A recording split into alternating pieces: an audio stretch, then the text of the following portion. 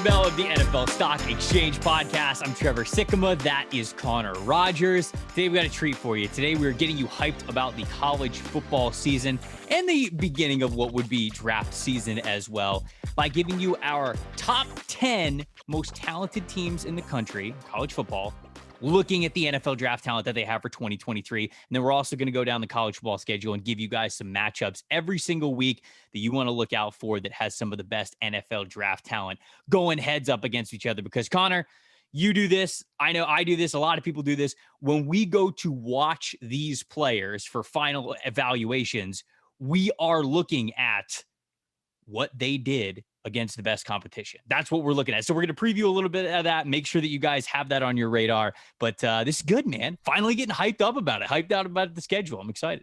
Oh, it's awesome, man. I'm already diving into the terrible or the best week 0 spreads, looking at it. We got late night Hawaii. We got all kinds of don't be a week 0 hater. Week 0 is don't do this. It's a nice appetizer. It's a good appetizer. Right. I like my worst of wars, if you will. My best week 0 memory is a couple of years ago. I was in Vegas for way too long for work. I wasn't there like, oh, I'm in Vegas for way too long on purpose. I was literally in Vegas, I think, for 9 days in a row for work. It's one of my most remarkable accomplishments. Too long to be in Vegas. Of life that I lived. Too long to be in Vegas. And it was week 0, and I had a flight late that night, and we were in the sports book at Caesars, and your Gators were playing, I believe, Miami. I feel like this was a game where like Jabari Zuniga had like 3 sacks or something.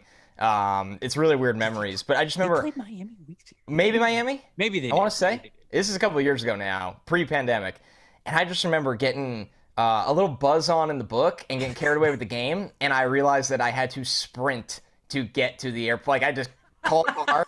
Get in the airport, run through the airport, and get the hell. And I've been there so long, I was dying to go home. And then you were almost late. I got lost in week 0, and I'm like, holy shit, I have to fly home. I'm in the sports book. I've been having tequila. I need to get out of here. So that's my only like notable week 0 memory of my life. That's what college football does to you. It just like football. If you're especially those early weeks, man, you sit down on the couch and like honestly, whether it's week 0, week 1, whatever it is.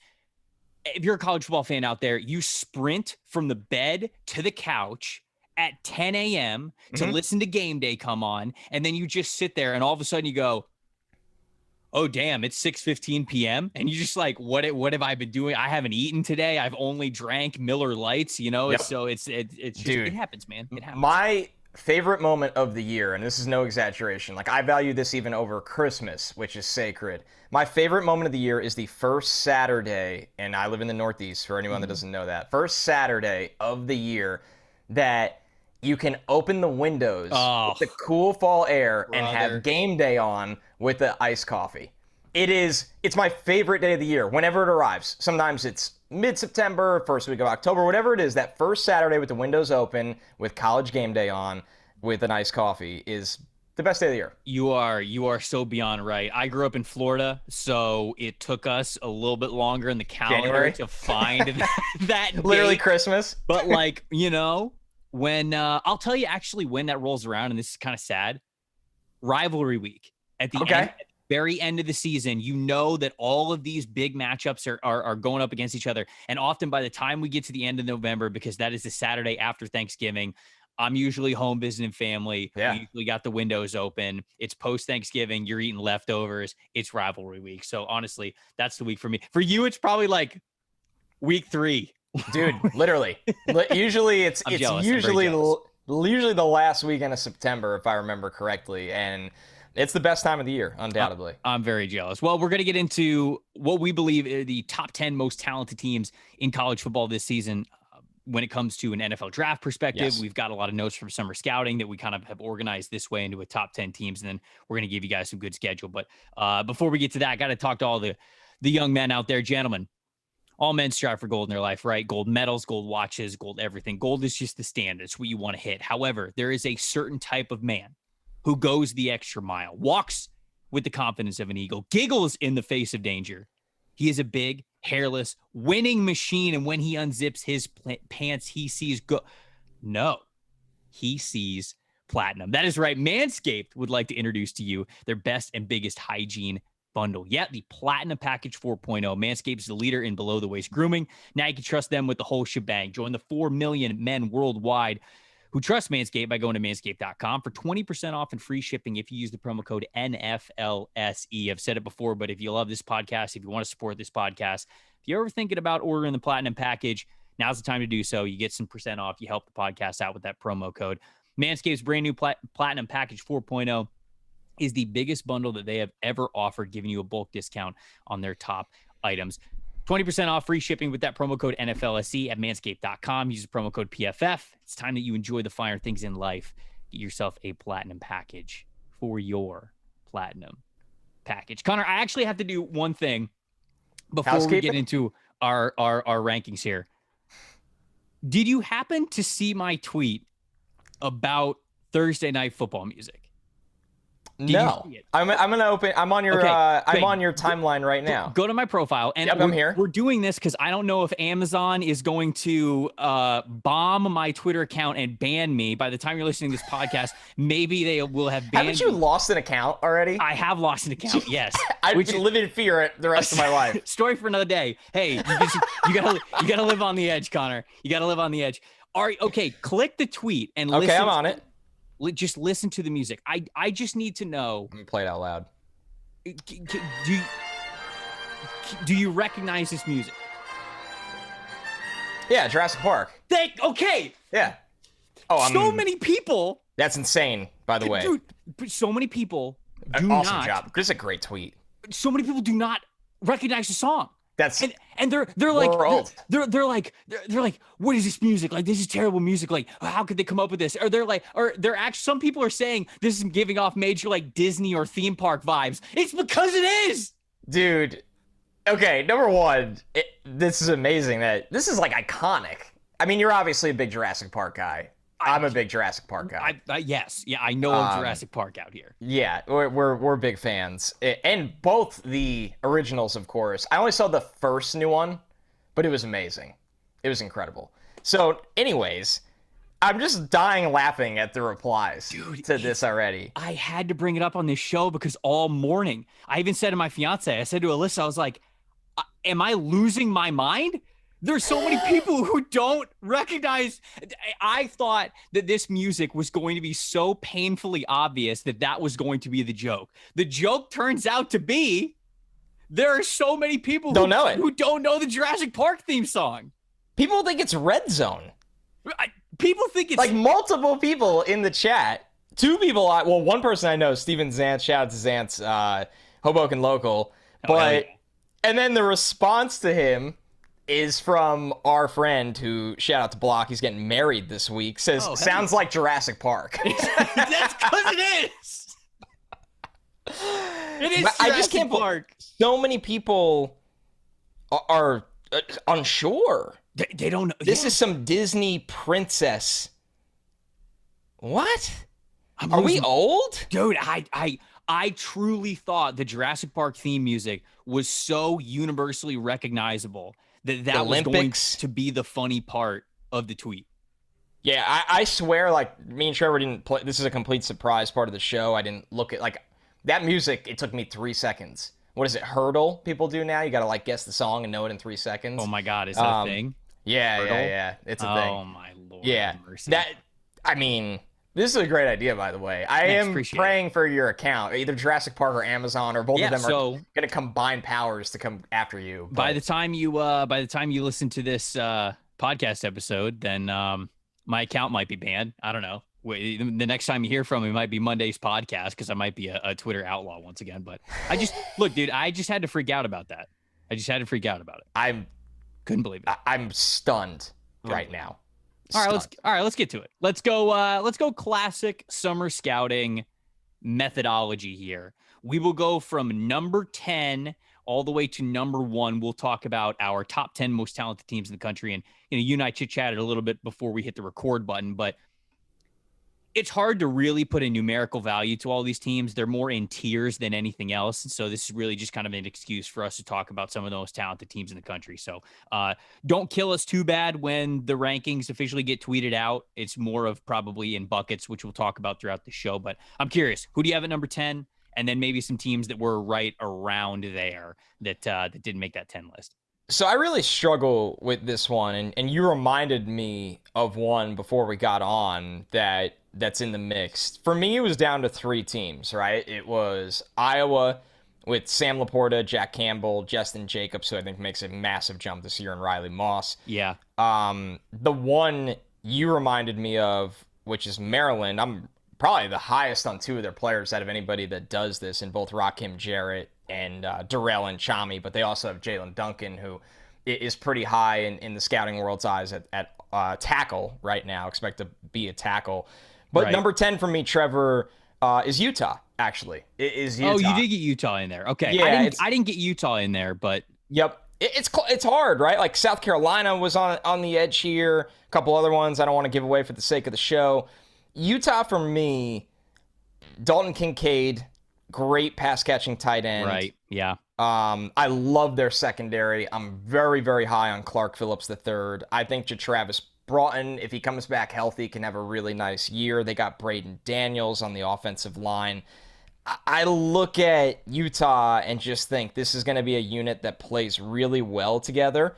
And these guys, because of that, are going to have a pretty big jump, as we saw with their players over the last 2 years in the draft. So for me, it was Utah. Yeah, so I mean, Utah is one of those teams where they did not make my top 10. I certainly thought about them. Kincaid and Phillips are the 2 that would headline it. But even with those 2 dudes there, like I'm not – I love Phillips. I think he's a hell of a college football player.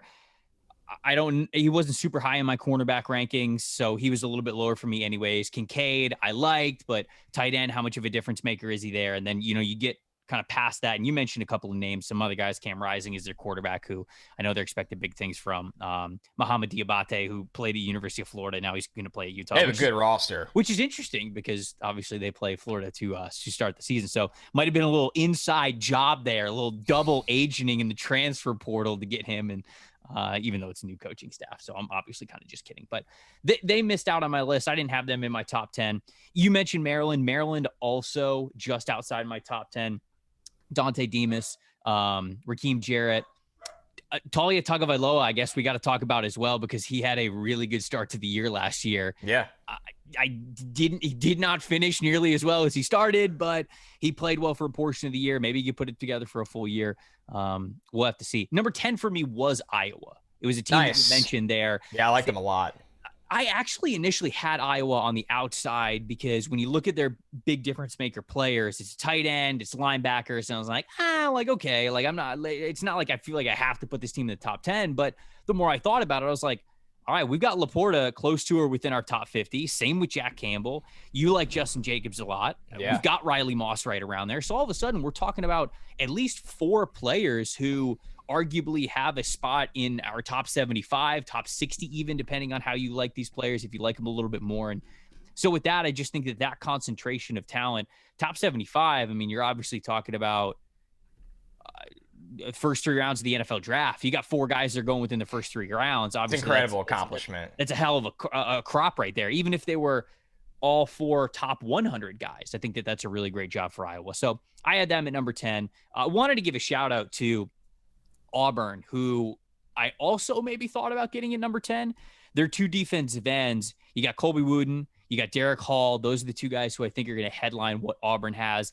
A lot of people like Tank Bigsby a lot. When we did our running back scouting episode, people were kind of like, where is Tank Bigsby?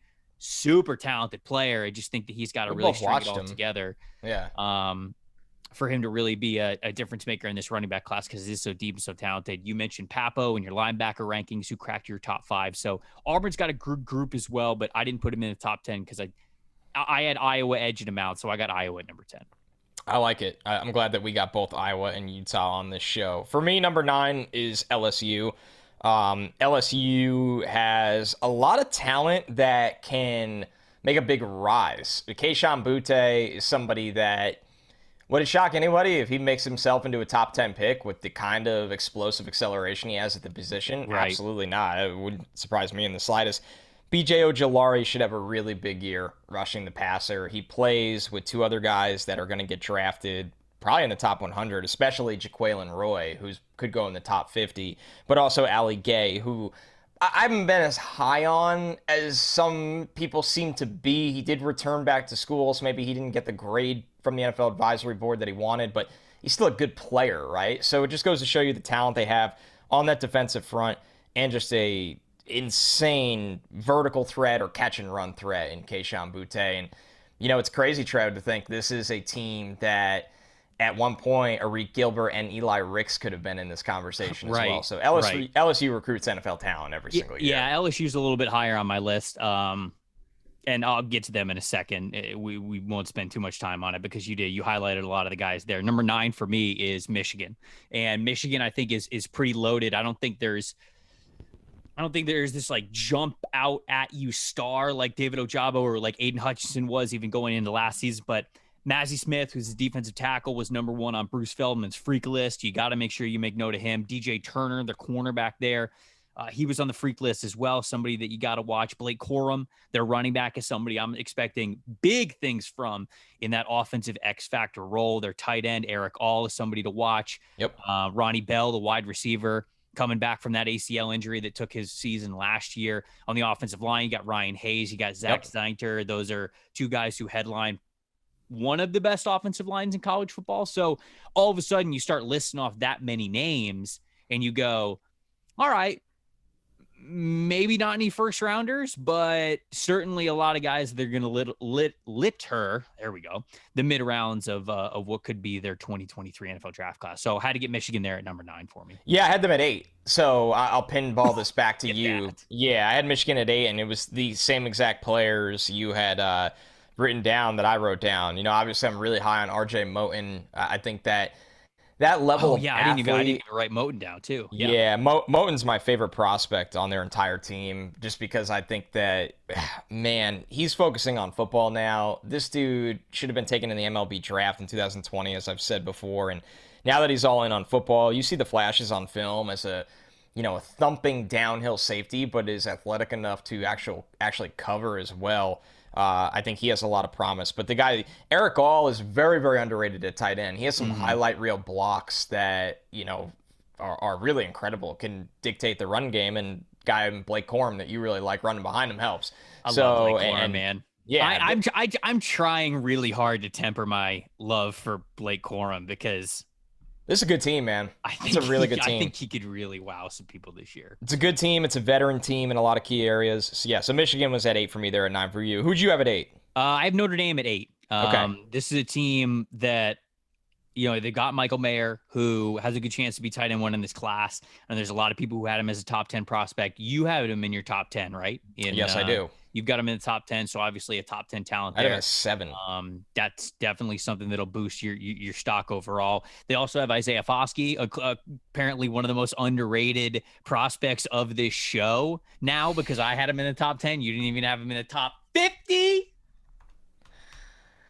I don't know what you want me to say. I don't want to kill Foskey because he's a really good player. I don't want you to say anything. I'm sitting this one out. So we got Isaiah Foskey and we've got Michael Mayer. Those are two players who both of them were in my top 20. Mayer was in your top 10, so they're headlining that. Jared Patterson, a really solid interior offensive line prospect. Brandon Joseph, it's a safety that I think both of us, when we watched him, we were a little bit disappointed. Not sure he's got the overall athleticism to be a major difference-making free safety type of a player, but still a good football player. And so that's somebody that you would factor into their class as well. So they've got two guys to headline it at the very top, but that's kind of what really Foskey and Mayer or what made Notre Dame. I had to put them in the top 10 and I got them at number 8.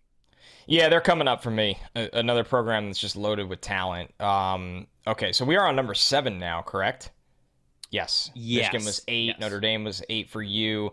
Yes. Number 7 for me, and this is one of those ones that at the end of the season, they could look like they should have been in the top 5, and that's your Florida Gators. I think that, they are just... They have 3 guys that could all go hypothetically in the first round, I think. But right now, they're kind of all expected to make big jumps. We need to see it. I like Anthony Richardson a lot, and you know this. I have him extremely talented. Top 45. Yeah. The tools, talented is the perfect way to put it. Whenever Anthony Richardson gets to the NFL, whether he's a first-round prospect or whether he's an undrafted free agent, I will not play with any other quarterback in Madden other than my guy, Gator great Anthony Richardson. He's got the Madden skill set that I love coming from the alma mater. Yep. That's the way that I would put it. Anthony Richardson is no matter where this dude gets drafted, I'm not playing with anybody else at quarterback when I do a franchise draft. Osiris Torrance, transfer player, but already a really good player. Not your typical transfer of like, hey, I got to go figure it out here. It was the transfer of, hey, I'm going with my coach and I'm going to go to a bigger program and I'm going to continue to dominate, especially in the run game. And then Jervin Dexter. I listened to the pronunciation, but he said it really, really quick. It is Jervin Dexter, right? I thought it was like a harder G. I thought it was Gervin Dexter. So but maybe it's a J. Maybe Florida, shout out to Florida for doing this on their school website. I'd not seen this anywhere else yet. Florida has a tab on the player profile that says pronunciation, and you click it, and it directs you to a Dropbox where they had all of the players say their names on a Dropbox audio file. It's beautiful. But Jervin says his name very quickly, but it does sound like Jervin. So for the sake of that, we'll go with Jervin Dexter. Yogging. Either way, dude, those big three to me, and I know you know this team, better than anyone, but those big three to me deserve to be number 7, and because all three of them have first-round tools. Now, Osiris Torrance, because of where he plays in the interior offensive line, he probably won't go in the first round. And, Jervin Dexter does need to have a little more consistency in his game defensively, but it's there. Anthony Richardson could explode, and that would surprise no one.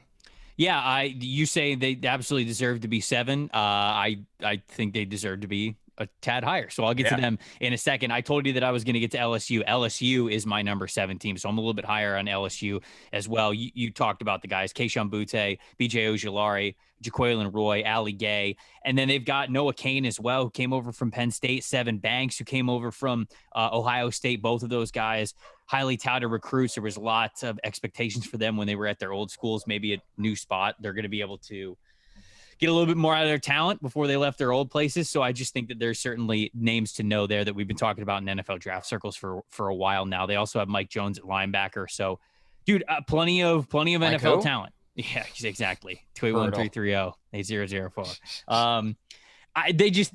They've got a lot of talent. LSU always does. You mentioned it there. They could have had Eli Ricks and Reed Gilbert as well, which would have put them a lot higher on this list. But that's why I had to have them at number 7. SEC bias, baby. I got them at number 7 there. Who's your number 6 team? 6 for me is a team you already went through, and that is the Notre Dame Fighting Irish. Obviously, Michael Mayer for me is a top 10 prospect. I think he's a complete tight end. He's just a no-brainer kind of player. That he's one of those guys like Jalen Carter and Will Anderson. He could be playing in the NFL today, and he'd be just fine. But they have other talent than that. Obviously, you like Foskey a lot, and he is a really good player. He's a high floor player to me right now because of the power he plays with. Jarrett Patterson, their center, who's played a lot of football there, tons of experience. Cam Hart, the big corner. He's like over 6'2", a corner with length. Brandon Joseph was our number 5 safety, the both of us. So the Fighting Irish have high-end talent and then also a lot of day 2 talent. A lot of them are pro-ready. I'll say that about them. They're good. Foskey and Mayer, that highlights it entirely for me. Obviously, with them being at number 8, a little bit higher for you. Number 6 for me is Texas A&M, and I feel like Texas A&M is going to be a little bit higher. They're 5 for if me. I'm doing the math. Yeah. Okay, if I'm doing the math correctly, Antonio Johnson, a player that we absolutely love, versatile safety. They just don't make him like Antonio Johnson with his size, speed, strength combination. What he's able to do as a nickel defender, as a strong safety type, you could basically put him anywhere, and I think that he has got the talent to be able to do whatever you want. That's why he was a top 7 player on our big board that we released last Monday. They've got Devin Achane, who love the long speed. Obviously, one of the fastest players in college football. You're a little bit higher on what he's able to do. I kind of saw the speed as a little bit one-dimensional, but you can't teach it, right? That's the age-old motto is that you can't teach speed. So when you're as fast as Devin Achane, you've got to pay attention to him at all times. They have Anaya Smith as well, another big playmaker there. Layden Robinson, who is the interior offensive lineman, who you absolutely love, the guy that we got in our top 50 when we did our show's top 50 this past Monday going into the season. So a lot of really great talent at Texas A&M. And then there's, I think, a handful of other guys that are throughout that lineup that you just know Texas A&M recruits so well. They have such a high athletic ceiling on both sides of the ball.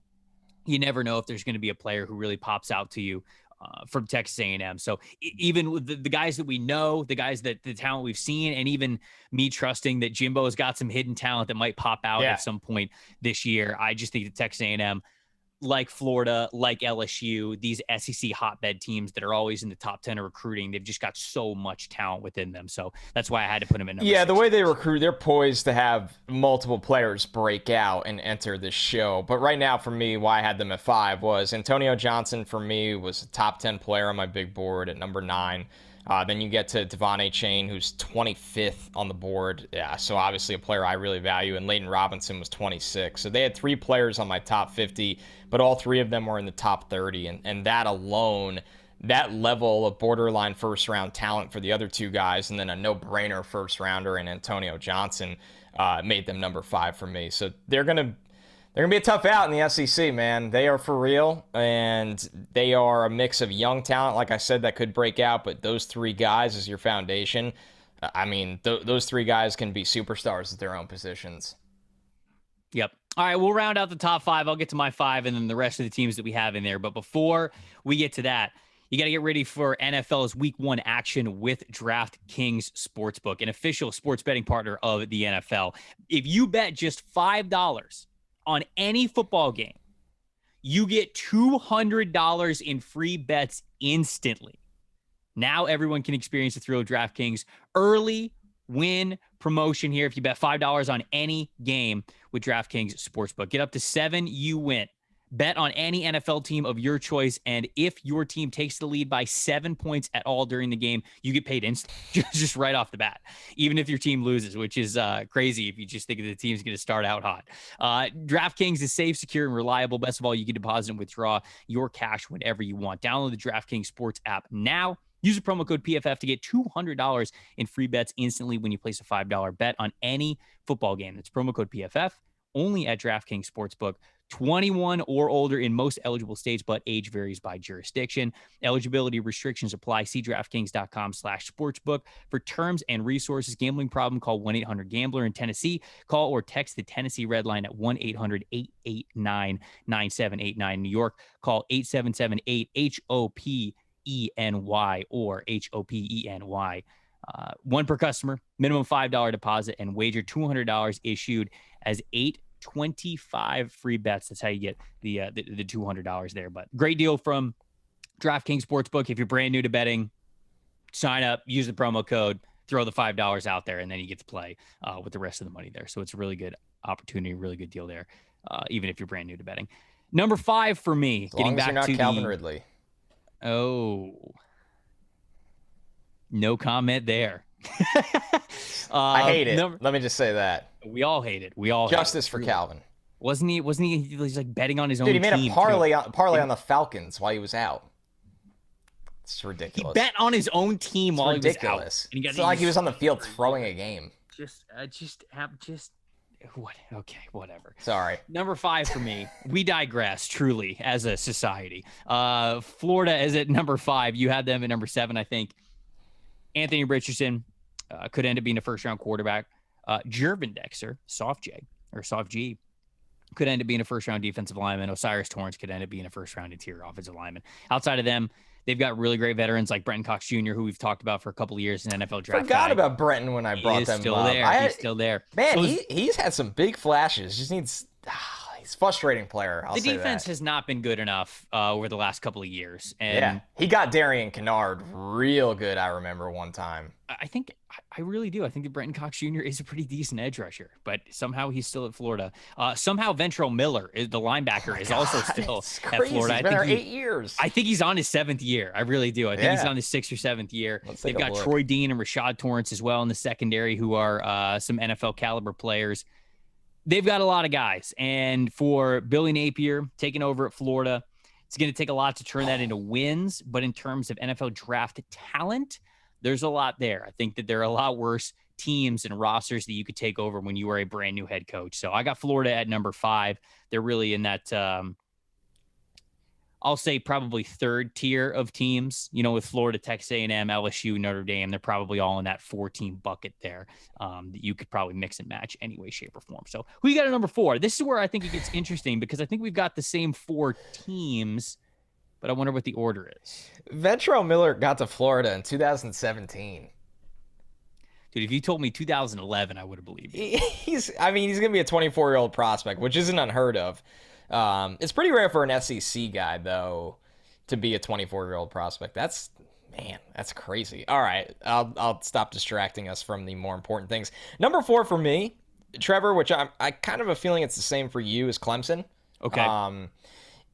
Now, this is another Big 3 kind of situation. Clemson, be warned, like A&M, is always going to have guys that just haven't played yet, that were big-time recruits, that are going to break out and be a part of the draft scene. You just haven't seen them before this year. But 3 guys we have seen that them alone propelled them into the top 5, top 4. Mm-hmm. Miles Murphy, Trenton Simpson, and Brian Brzee. Yep. Now, I will say this, and Brzee's had a tough deal with the health. I do think Murphy and Simpson are significantly better prospects at the moment than him, and I'm shocked at how rare I see it that way. I think Brzee has a little bit of living off that number 1 overall recruit billing so far, and he's had big flashes on tape. He's a good player. Yeah. But I'm not putting him in the top 10 of like a mock draft is what I'm trying to say at the moment right now. When we went through the episode, he's really good though when healthy. When we went through the episode on Monday and I had Brzee at 10, I even told you, I was like, I didn't really think that he was going to be a top 10 player for me. I had him at 20. The athletic ceiling of what this dude's able to do, that heavily influenced what I emphasized in a preseason top 50. And I think that's what a lot of people look at with Brzee, and especially with Brent Venables, the defensive coordinator at Clemson, former defensive coordinator at Clemson, who's now the head coach at Oklahoma. With him not being there anymore, he asked a lot of his defensive line guys to slant and stunt and take up multiple blocks and free up things for strong safeties or nickel defenders or linebackers to be able to make plays behind them. And so I think that there is this thought of an untapped potential, and hopefully Brzee is going to be put in more of a one gap penetrating position this season, to where we get to see that athleticism kind of turn into backfield production. So I think that that's a reason why he's on here. I have Clemson number 4 as well. So I'll just piggyback before we move on to number 3. The other 2 guys that I have on this list, I don't know if you named them, but Tyler Davis, the other interior defensive lineman, who I think is a good prospect in this upcoming draft class. And then we didn't mention DJ Uiagalelei, where it's kind of crazy. Yeah. DJ was bad last year. Yes. There's no way around it, but he was really good in those first 2 games that we saw him in relief for Trevor Lawrence the year before. There was a lot of hype with him going in. I know he was dealing with a lot of stuff both on and off the field last year, so it's not crazy to think that Uiagalelei could have a really nice season coming up. So I want to throw him in there as well, because he is draft eligible now. And for as much as we love the what have you done for me lately, and if you fail me once, I'm throwing you to the curb as a prospect, we're on to the next guy. If he bounces back, he could potentially be another quarterback in this really stacked quarterback class. So had him in there as well. That's why I got that at number 4. Who you got at number 3? I'll close the book on Clemson with this, especially for the Clemson fans listening. I think my original opening rant on them about being lower on Brzee is not about Brzee, but more of a compliment to how underrated I think both Miles Murphy and Trenton Simpson are. One player in Murphy I have as a top 10 guy, Trenton Simpson a top 15 guy. I just, when I turned on the film, you expect one guy to pop, and it's another 2 guys that look like the best players on the defense. So I did want to get that in there. Okay, so number 3 for me is Ohio State. And okay. All right. Are we going to have the same exact top 4? We're going to have the same exact top 4. Okay. That's you guys should still listen to the rest of the podcast. Yeah, but we're going to have the same exact top 4. Honestly, it's hard for it not to be. Yeah. Look at what's on paper here. Ohio State has my QB1 in CJ Stroud. They have my wide receiver 1 in Jackson Smith and Jigba, which, now let me clarify, both of those are close. Like, I think Bryce Young is pretty close to Stroud. I think that Quentin Johnston is very, very close to Jackson Smith and Jigba. Extremely close. But Paris Johnson Jr. is a guy that I think is going to have a huge year in this offensive line class. They have Luke Weipler on the interior there. They have Zach Harrison, who should be a good day 2 edge player with power. They have Cameron Brown. It's Ohio State. What do you want me to say? No, right. It's Ohio State. They have athletes at every single position, but now they have a quarterback. And enough of the, like, every time we talk about C.J. Stroud, I see it in the comments, and I understand, but it's getting old. Enough of the, like, you can't draft Ohio State quarterbacks. It's just enough. Like, Stroud individually is a really, really good prospect right now. He's better than anybody that was in last year's draft already on this day. So Ohio State was a no-brainer number 3 for me. I did think they had a puncher's chance at number 2, but ultimately didn't get there. I always think the quarterback factory thing is very funny. Like as if we have a ton of quarterbacks who always come from the same school, right? Dude, exactly. Like Tom Brady played at Michigan. Am I supposed to draft every Michigan quarterback? You know, like Peyton Manning played at Tennessee. Am I supposed to draft every Tennessee quarterback? You know, like Josh Allen and Mahomes. Right. It's always very funny because people tend to use, and this is a debate that has gone on forever. People tend to use like Alabama and Ohio State and say like, well, their quarterbacks never pan out in the pros. It's like, okay, are you taking that logic and you put it to other teams? Like, again, are we supposed to draft every Michigan quarterback? Am I supposed to draft every Texas Tech quarterback? Am I supposed to draft every Tennessee quarterback just because there have been good ones that have come out? I don't know. It's just, it's funny how people use that argument about schools when they want to say that they never succeeded at a certain position, when it's like, if one school has one hit, okay, is that the factory now? Because QB factories aren't really a thing unless it's for coaches, which it's a totally maybe Oklahoma. You know, like you got Baker Mayfield, you got Jalen Hurts, you got Kyler Murray, you got Caleb Williams now. So it's like Lincoln Riley. I could understand that. That's the one where I'm like actually looking and I'm like, well, we've seen this enough. But it's always like the coach, I guess, is kind of what I'm saying. Yeah. And so it's so much more the coach than it is than the school. Well, like what's his face at that was at Duke. That's at Duke. What the? Oh my God, it's driving me insane. David Cutcliffe, right? Cutcliffe, yeah. Cutcliffe is a guy that was billed as that. Understandably, that was a big sell with Daniel Jones, wasn't it? Yeah, that he was a Cutcliffe guy. Yeah, absolutely. Yeah. 100%. So that's a good point. I would believe that. I'll just say that the helmet argument, the school argument, I will not respect that argument ever. If you want to come to the table with me about coaches that have coached players and maybe they've been at a university for a long time, okay.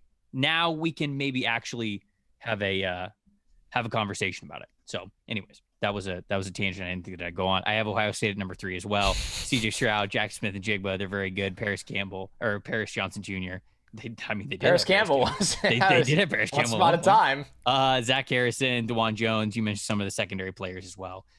Absolutely one of the most talented teams. Why don't you go right into number 2 before I do, so it's not just you rereading the players that I reread? Yeah, all right. No, I figured because we both got Georgia at number 2, right? No, I'm just kidding. Yeah. You. That was good. Son of a. No, you got me. Practicing for my acting career when this all fails. Yeah, it's taken off. Georgia's at number 2. Georgia not as stacked as they were a year ago, but still obviously a very hilariously loaded still. Yeah, no, it's so Jalen Carter, Keely Ringo. These are 2 guys that were in the top 10 of NFLSC's big board. Nolan Smith, I had him as a top 20 prospect. You had him a little bit lower, but you have Broderick Johnson, I think, is a top 20 prospect, or at least top 25 guy. I think he's the best tackle in the draft, and he's barely played so They far. got Arik Gilbert and Darnell Washington, both notable tight ends, and that's not even including the best tight end in the country in Brock Bowers, who we're not even allowed to talk about because he's not even a draft eligible yet, which is stupid. Tyke Smith, insane who's room. Former defensive back, like a nickel player who I think they're moving to safety this year, I guess is kind of the word. They got a couple running backs, Kendall Milton, Kenny McIntosh, who are talented as well out of the backfield. So Stetson Bennett, if you want to mention Stetson Bennett, you can mention Stetson Bennett. I probably would not. You don't have to twist my arm. I'm not going to do that. But yeah, Georgia's at number 2. Insanely talented football team. And it's crazy to think that they are still number 2 on this list while losing Jordan Davis and Devontae Wyatt and Trayvon Walker and Lewis Seen and George Pickens and Channing Tindall and Quay Walker and Nakobe Dean and Jamari Salyer. Like I just named off so many damn football players that they lost from the year before, and I still have them at number 2 on this list. So it's pretty crazy. The talent factory that is the Georgia Bulldogs now. Can I play age trivia again?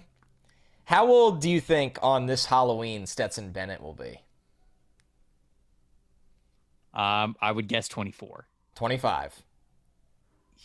His birthday is October 28th. That's tough. Hey, happy early 25th birthday, though, to Stetson Bennett. Yes. Big shout out. I mean, there was a time where he was 3 years into his college career, and he was Jake Fromm's backup. Wow. Your face is priceless. Way. Priceless. Hey, man. They got an old Grizzly vet back there with a ton of talent around him. You thought Jake Fromm was old. Crazy, brother. All right. Number one. Yeah. Is anyone surprised? It's chalky, but it's the truth. I'm sorry. I could list their whole roster, but I'll just try to condense it into this group. Alabama, Bryce Young, Jahmyr Gibbs, who transferred there. Eli Ricks transferred there. They have Jermaine Burton, Cameron Latu at tight end, Javion Cohen. On their offensive line now, Emil Ikior, hopefully I said that right. Ikior Jr.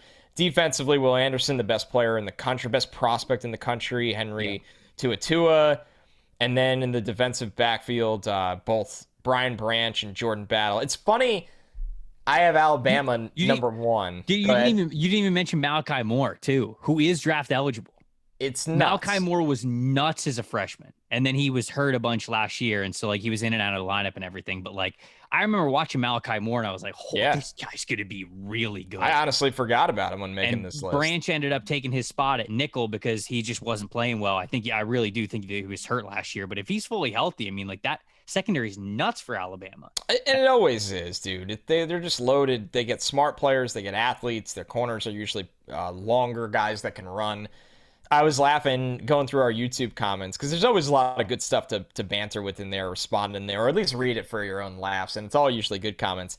Somebody listened to our safety show, completely ignored the fact that I had Jordan Battle, I think is the second best safety in this class. Completely ignored the fact of how many Alabama players have been in my top 5. Said that guy in the blue hat, and I had my Rangers hat on, isn't even, he was mad I was low on Brian Branch. Whatever that means. So the quote, though, was, this is an incredible comment. And if it was a bit, hats off to you, sir. You won the comment section. Guy in the blue hat isn't even the best reporter on his own podcast. Wow. I've never been a reporter in my life. Anonymously, I agree. Anonymously. It was great. Hey, you had Brian Branch early. You win. The best reporter on his own podcast. That is funny. That is fun, dude. I do think I liked it. It was great. I do always love those because people think that jab is always such a major burn, owned. But yeah, if you were to compliment Klay Thompson or whatever, remember when just Klay was going off, Klay was peak Klay. Some people would be like, dude, Klay is the best spot shooter in the NBA. They'd be like, Klay Thompson is the best spot shooter in the NBA. And somebody would be like, yo, he's not even the best on his own team. And it's do you think that's a burn? The other guy on the team that you're referencing is the greatest shooter of all time. Shooter of all time. So I don't know. They told me Steph Curry couldn't shoot. I like working it into every show. It is one of the greatest tweets. They told me Pat Mahomes couldn't throw down the field. They told me Pat Mahomes. Oh man! They told me Pat Mahomes couldn't. Yeah, They said Tyreek Hill wasn't fast. Yeah, it's amazing. I could have sworn Tyreek Hill wasn't fast. I feel like that would be a dangerous bit to start just replicating on Twitter. Yeah, real dangerous. Yeah, we can get. Yeah, we'll just keep it for for the it's for the addicts only. Yeah, it's for the addicts. All right, so Alabama's obviously at number 1 there. Let's round out the show. Actually, before we round out the show, I forgot. I got to remind the people about our new sponsor because this is such a damn cool idea. We actually just got our logins for it, and I've been playing around with it, and it's awesome. Newest partner.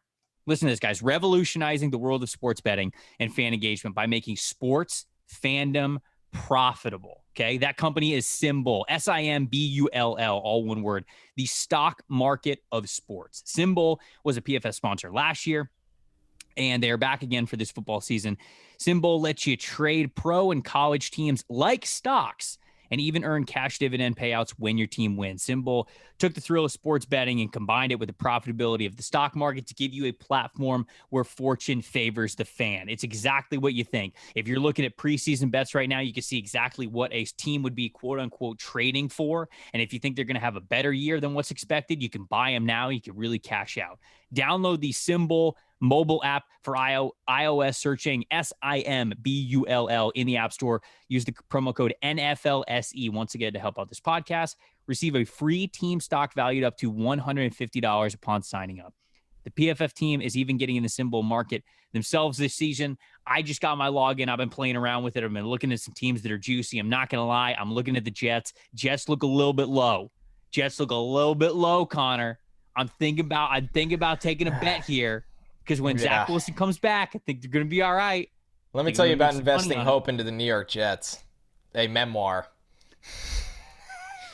All right, maybe not the Jets, but I am going to find some team. I am going to find some team that they have a little bit lower than I. You have to do. Think that that they should be, that they're going to finish with, whatever it is. You can buy it and sell it anytime. Download the app to compete against us. Tell us about it in the comments section. Tell us about all the money that you're winning, or you could tail our teams as we kind of get into the season. Download the app, create a free account, use promo code NFLSE, get a free stock valued up to $150, and compete against the NFL Stock Exchange podcast this season in Symbol. That's fun, dude. I'm really excited for that. That's gonna be fun. Super fun. Start the show and like go back and forth with you, seeing like who actually won more money this week. I'd love for as many of the listeners to get on as possible, because that'd be fun to have them go back. It's like that meme from The Onion that said, like, man who thought he lost all hope loses additional hope he didn't even know he had. That's me with the Jets all the time. Okay, that's funny. All right, let's end the show here. Going through the college football schedule. Now that we have our teams that we've talked about that we believe are the most talented, rich in terms of 2023 NFL draft guys, some draft matchups that we have throughout the year. We won't start at week 0. We'll start at week 1. I'm wondering if there's a main matchup, because I know at the beginning of the season it's going to get a little rough. The one I go to, though, Oregon heads to Georgia to start the season week 1. That one's going to be huge. Oregon's a team that was just kind of outside of my top 10. Georgia, obviously, the number 2 team for us. If you see one, just feel free to shout out Utah in Florida. Utah and Florida were both in your top 10. Florida was in my top 10 when it comes to most NFL draft talent. Utah is the 7th ranked team in the country. They're going to the Swamp, so it's going to be a great test for all the draft prospects, too. So I think those are probably the 2 best ones. How about the Fighting Irish going to Ohio State? Oh, my goodness. I'm scrolling down, and you're right. I mean, that's the one. They were both in our top 10s for the draft. That's the one. But the storyline of Marcus Freeman, who played for Ohio State, played linebacker for Ohio State, leading the Irish into Buckeye land with all of those draft prospects on the field, and so the stakes so high in the college football world. This is this is everything you want. Like, if you're a college football fan, you love this game. If you're one of the millions of fans of Notre Dame or Ohio State, the massive fan base. I've been lucky enough to go to both campuses for games. I've seen USC at Notre Dame, and I've seen Michigan at Ohio State, and both lived up to the hype. Like incredible college fans, locations, atmosphere, everything. So this is going to be unbelievable. All right. Do we have potential for like the perfect Saturday? Oh, no. Okay. We don't have a major noon game. There's got to be something that's at least intriguing to freaks like us. There's like somebody playing that matters. I mean, nothing, huh? I mean, NC State plays, Michigan plays, Texas A&M plays, but they don't play anybody. Are you a YouTube TV guy? Oh, 100%. Yeah. Me too. Did you see the news? Oh, you can quad box it? What is it, mosaic mode? No. I think that's the name. I don't know. I mean, somebody from Apple came over and they're like, "We're gonna call it Mosaic." So I don't give a shit what something you call fancy. It. Just give me 4 games I can watch. Just call it 4 games in a box. Literally, just call it that. It's just for sports fans, anyways. That's it. Yeah, Georgia, Oregon's at 3:30. Florida, Utah's at 7, and Notre Dame, Ohio State's at 7:30. Oh God, finding time for dinner is gonna be hard. That's like really unbelievable. That is the maximum seamless DoorDash. Real pizza hours, Uber brother. Eats. Yes. Real pizza hours. Week 2, we have Alabama and Texas. I mean, Alabama's going to throttle Texas. Well, okay. Yeah, Sorry. I mean, look, you're right, but I don't think we're finding anything better in week 2. Isn't it? Florida plays Kentucky. Dude, what is Florida's schedule? Good. What the hell? Isn't it so funny how I think Alabama, Texas is college football comes smoking out of the gate sometimes, and then there's like a weird week in September where there's not a single good game. It happens every single year. Every year. I think it's usually week 2 or 3. I can't remember. Well, we're on week 3 now, unless you saw something on week 2. No, I didn't. Okay. So there it is. Okay, week 3. I kind of took a dump on Alabama, Texas. I'm sorry about that, Texas fans. That's the best game. Yeah, repent. Is it a good game? Repent, or we're not going to let you watch it. Oh, no. We've got week 3. What a threat. Week 3, Georgia, South Carolina. At South Carolina. Not bad. Okay. Wow, week 3 is thin. This might be the week. Thin. I mean, Oregon plays BYU. Penn State at Auburn's interesting. Is Penn State at Auburn a better matchup for NFL draft talent? It's okay. It's okay. Auburn's defense is going to be good to watch. Joey Porter Jr. Miami at Texas A&M, my guy. I like that a lot. Because if Van Dyke has success against the A&M defense, rocket ship stock watch. Like that is people true. will talk about him like crazy. Am I sleeping on anybody at Miami? Hold on, I'm looking at Miami's prospect. They got Zion. But then it really drops off with guys who are the tight end, Mallory, right? Mallory's in here. Yeah, Mallory's in here. Yeah, he's fine. Yeah. No, you're right. All right. Do we want to go Miami at Texas A&M, or what was the other one? Shit, what was the other one I said? Well, we were talking about Penn State. South Carolina. Georgia and South Carolina. Georgia and South Carolina is Jaheim Bell, Cam Smith, Spencer Rattler. Oh, I keep forgetting about Rattler. Josh Vann, their wide receiver. And then Georgia, which is must-watch TV. I think it's South Carolina. I agree. I think we got to go South Carolina. All right, do you have week 4 up? I'm filling out the sheet. Can you read week 4? Yeah, there wasn't a. Actually, no. You have Wisconsin at Ohio State. Okay. All right. I don't hate it. Clemson plays Wake Forest. Florida plays at Tennessee. Oh, she had the same reaction. Arkansas at A&M, which is in Arlington. There's a lot of good college football games that week. They're not really great draft meetups for the most part. I think Wisconsin, Ohio State. Yep, that was the one I opened with. Yeah, it's what it's looking like. Man, by the way, shout out to, not for draft purposes for the most part, but how about Nebraska versus Northwestern in Dublin?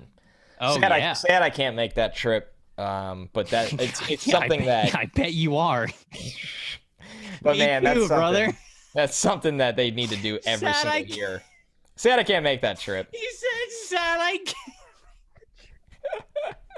can't. Next time, an inside joke on this podcast is now going to be, anytime something awesome happens, I'm just going to be sad I can't be there. Damn, sad I can't make the trip.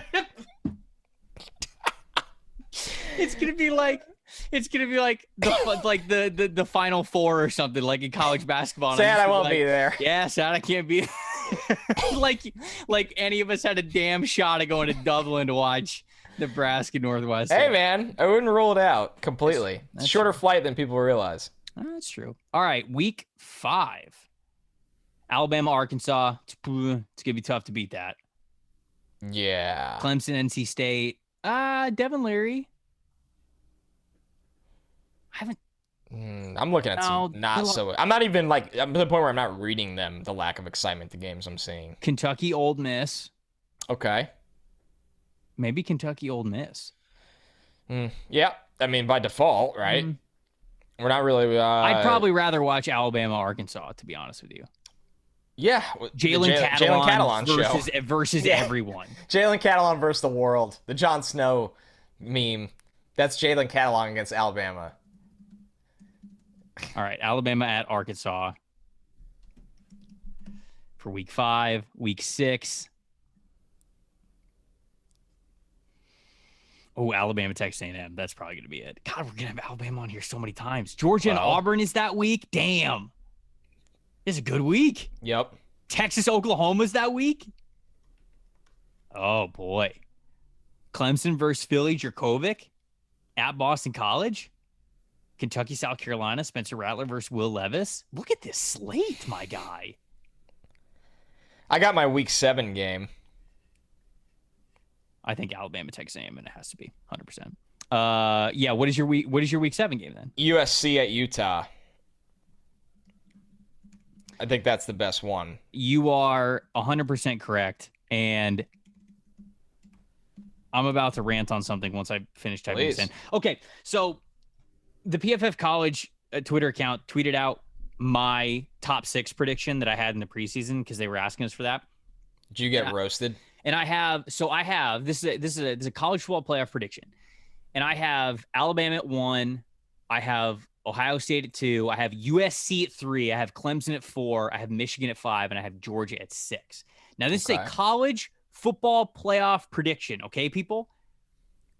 People are coming after me about USC, and they're like, "How in the world is USC in here? Why is USC in here?" USC was. A couple of people are saying like, "Oh, they were 4-8 last year. You're gonna have them going to college football playoff." They were 4-8 last year with Clay Helton and then a defensive backs coach who became the interim head coach, and Keaton Slovis is their quarterback. What am I supposed to correlate that with Lincoln Riley, Caleb Williams, and the Biletnikoff winner coming in? Use your head. Basically, we're at a point where some people are like, how are they better than Oregon? Okay, Oregon's okay, but they also have a brand new head coach. And who am I going to trust? Caleb Williams, who had a stretch where he looked like the Heisman winner when he came in over Spencer Rattler, or Bo freaking Nix? I'm going to pick Caleb Williams, especially with the same coach coming in to USC and the talent that they have at USC. Utah is very good, but Utah lost some good football players last year. And again, what gets to the college football playoff? Path, quarterback, head coach. Yep. Those are the things that get you to the college football playoff.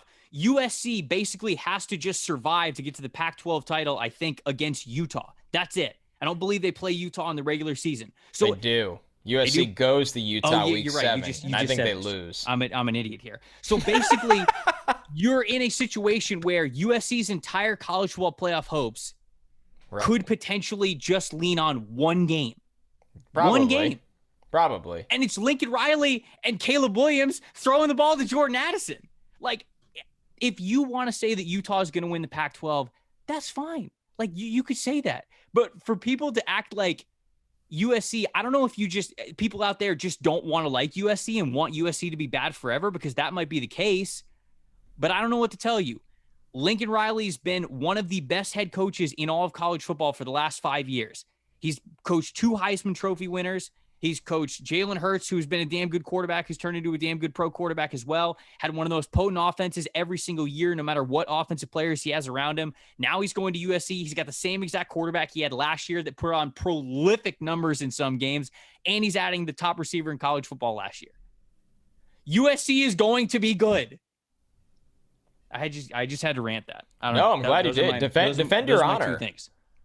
Defend your honor, your family's honor, Marvel's honor. So yeah. USC at Utah. This game could basically be for a college football playoff spot. Probably because Notre Dame goes to USC at the end of the year. So, and you just never know what they're going to look like. They're always super unpredictable. So, I know we're getting very college football-y right now, but it's I'm glad. We don't really get to do this a lot. We won't really do this a lot during the season. We'll be very draft and NFL focused. Maybe I feel compelled like I just was. Well, yeah, this is a good time to do it. I really like Utah. I think that's shined through on my draft analysis, but you're 100% right that game probably decides who goes. Right. Honestly. Right. And then Oregon's hanging around there too. Oregon's absolutely a threat, so they're hanging around there too. But that game is just gigantic. For week 8, we got Mississippi State at Alabama. We'll finish that. Texas A&M and South Carolina. That might be the biggest one for NFL draft implications. Texas, Oklahoma State, nah. Ooh, Ole Miss, LSU, not bad. Okay. I still think it's probably. Oh wait, Ohio State and Iowa. I think it's got to be Ohio State. Yes, there Iowa. you go. Yeah. All right, so It's tough because we just end up repeating so many teams. right, but naturally. we're just we're giving people we're highlighting the schedule. We're just highlighting the schedule out here. Week 9,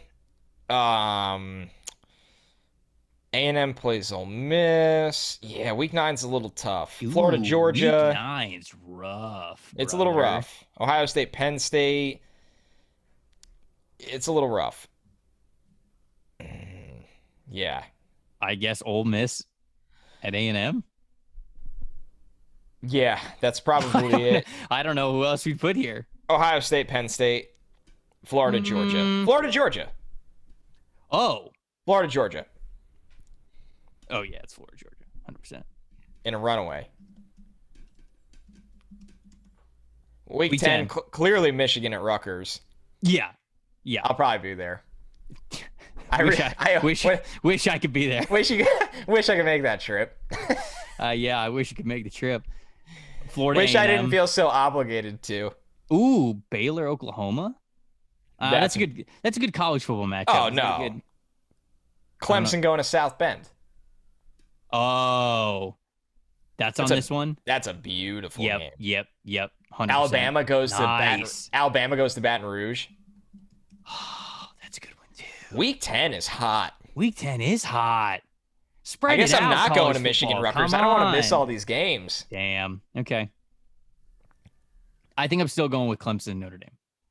Am I crazy? No. That's the one. Then Week 11 is a bit of a come down. We put Alabama enough. Put Alabama in there enough. Ugh. A&M Auburn, not bad. Ugh. A&M Auburn's good. Come on. No, that's good. Stanford, Utah. Tanner McKee versus Utah's defense. That's a big moment. Don't sleep. They also have Kai Blue Kelly, the corner. You know what? Let's give Stanford the shout out. Baby Carrot tight end. Who's Baby Carrot tight end? With a Y. Oh, Ben Urasek, right? Urasek. It's funny how you start to remember prospects in a class when you're still letting them seep into your brain full time. Oh, you absolute idiot. Baby Carrot tight end. Week 12. We got 3 more weeks. Miami at Clemson. Ooh, Georgia. Oh, Ohio State, Maryland. Sneaky. Utah, Oregon. That's a sneaky one. Yeah. Utah, Oregon, Miami, Clemson. Ohio State, Maryland, I like a lot. I think you and I like that more than most people on this planet. Okay. All right. Let's go with Ohio State at Maryland. TCU, Baylor is a sneaky one. If Noah Daniels is still healthy by week 12, then hell yeah. I hope. Me too. Let us hope and pray. All right. 13. This is rivalry week, I think. Yes, it is. It is indeed. Ironically, Notre Dame, USC, Michigan, Ohio State, Michigan, Ohio State. LSU, A&M is good. LSU, A&M is good. Yeah, but Michigan. Yeah. I'm not saying it's better, but it's a good undercard. I think it's still Michigan, Ohio State. I think we have to put Michigan, Ohio State. Is it at Ohio State? Yeah, it's at Ohio State this year. Mm-hmm. And then last one, week 14, right? Isn't there one other week? Oh, no, that was it. It's only 13. And then 14 is... probably the Army-Navy game. No, that's 15. Which Trevor, by default, wins its own week. Not because it's the only game, but because Andre Carter matters a lot for this NFL draft. Very true. What a great way to round out the show. There we go, folks. Those are the top 10 teams as we see it. NFL draft talent-wise going into the 2022 college football season and highlighting a couple of games for you guys every single week just to give you a quick little preview of what's to come this college football season. Going to be exciting, man. A lot of good concentrated team with, even though there are a couple of weeks in there that you go, I think college football always delivers. College football will always deliver one way or the other. As we get through the season, as prospects are coming up, we get a lot of stock up on a lot of these players. There's going to be even more interesting games to get to, and it's always an ebb and flow of college football, but there's a lot of really great matchups to look forward to this year. Dude, college football season's great. It's, you know why I've gotten better at this over the years, and I'm sure you have too, when you get really busy with NFL coverage and all week and all that stuff, and college football is so great to just like coast into, obviously, as much as you can. Yeah. But we know we're going to watch all the games anyway for the draft. So it's like, I'm going to rewatch that or I'm going to watch that for the first time on Coach's Tape. It's the most, to me, and because I'm not a college football super fan, and a lot of people that do this like us aren't. We're fans of the game, not like a super fan of a team. It's such a great sport to coast into. Oh, it's very stress-free for me, which I know people listening to this are like, you're insane. I stress the most over college football. For me, it's the most stress-free sporting experience I have. No, waking up on a Saturday is beautiful because I do a lot of I can't lose NFL coverage for I can't lose. I do a lot of NFL coverage for PFF, and obviously, like, we cover college football and the draft, and so I pay attention. But it's not like I have to go into Saturdays thinking, okay, I have Nebraska, Ohio State this week, and I've got to write the recap of it. Like, I normally don't have to do recap stuff on Saturdays. So Saturday is truly the day for me to just watch, digest, enjoy, and hopefully that's literally digest as much football food as you can inhale. What a great moment. It's a fun show because, like we said, for people listening, and we're always welcome to feedback in the comments. We're never welcome to feedback. We don't listen. We just read it. We don't absorb any of it. No, I'm just kidding. It's not true. It's not true. We're not a college football show, but college football has such an importance to this show, if that makes sense. Right. We're going to have a good balance. We're always going to have a good balance. So I'm excited to cover these teams, excited to cover all the matchups that we have going into the season every single week of the year. Like Connor said, it's not like we're going to emphasize too heavily on the college football implications, but we're going to get into a lot of the water cooler conversations, I would say. The conversations that you're having with your friends and family members about the sport and, who's winning Heisman, who's getting into the playoffs, like a lot of that stuff. We'll talk about that stuff naturally as we talk. Siaki Ika run grades, run stuff percentage. Siaki Ika Heisman odds. I'll drive that train. Goal line back. Just put him at top 5 before the season starts and then adjust it from there, but like have him in the top 5 of the ballot. Goal line back. Let's do it. I'm Trevor Sikkema. That's Connor Rogers. We'll see you guys on Monday. Thank you for listening to the NFL Stock Exchange Podcast.